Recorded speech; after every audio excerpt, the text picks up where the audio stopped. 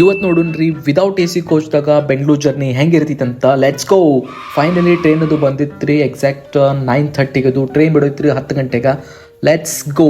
So ಅದಕ್ಕೆ wait ಮಾಡಕತ್ತೀನಿ. First ಟ್ರೈನ್ದಾಗ ಹೋಗಿ bag ಅದು ಎಲ್ಲ ಇಟ್ಟು ಕಂಫರ್ಟೇಬಲ್ ಕೂತ್ಕೊಂಡು ಏನು ಅನ್ಸಿರ್ಲಿಲ್ಲ, ಬಟ್ ಭಾಳ ಕಾವಾಗಾಯಿತು. ಅದಕ್ಕೆ ಹೊರಗೆ ಬಂದಿನು ಒಂದು ಸ್ವಲ್ಪ ವಾಕ್ ಅದು ಮಾಡಕತ್ತೀನಿ. ವಾಕ್ ಫೈನಲಿ ಇನ್ನೇನು 10 ಮಿನಿಟ್ಸ್ ಇತ್ತು ಟ್ರೈನ್ ಬಿಡಕ್ಕೆ. ಮತ್ತು ಟ್ರೈನ್ ಒಳಗೆ ಹತ್ತೇನೆ ರೀ. ಆಮೇಲೆ ಹೊರಗೆ ನೋಡ್ತೇನು ಲೇಟ್ ಆಗಿದವ್ರು ಹೆಂಗೆ ಹತ್ತಾಕತ್ತಾರ ನೋಡ್ರಿ. ಈ ಭಯ ಅಂತೂ ಫುಲ್ ಶಾರ್ಟ್ಕಟ್ ವೇದಾಗ ಬಂದ ಹಿಂಗೆ ಹತ್ತಾಕತ್ತಿರಿ. ಭಯ್ಯ ಆಪನಿತ್ತು ಮೋಜ್ ಕರ್ದಿ.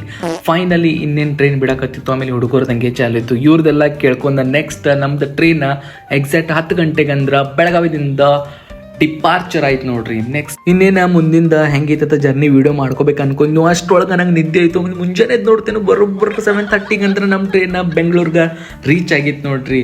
ಆಮೇಲೆ ಎದ್ದ ಬಡ ಫ್ರೆಶ್ ಅಪ್ ಆಗಿ ನೆಕ್ಸ್ಟ್ ನಾ ಹೊಂಟಿದ್ದೇನೆ ರೀ ಈಗ ಮೆಟ್ರೋ ಸ್ಟೇಷನ್ಗೆ. ಸೊ ನಂಗೆ ಹೋಗೋದಿತ್ತು ವೈಟ್ ಫೀಲ್ಡ್, ಅದಕ್ಕೆ ಮೆಜೆಸ್ಟಿಕ್ದಿಂದ ನಾ ಹೊಂಟಿದ್ದೆ ನೋಡ್ರಿ ಈಗ Whitefield Kadugodi tree park.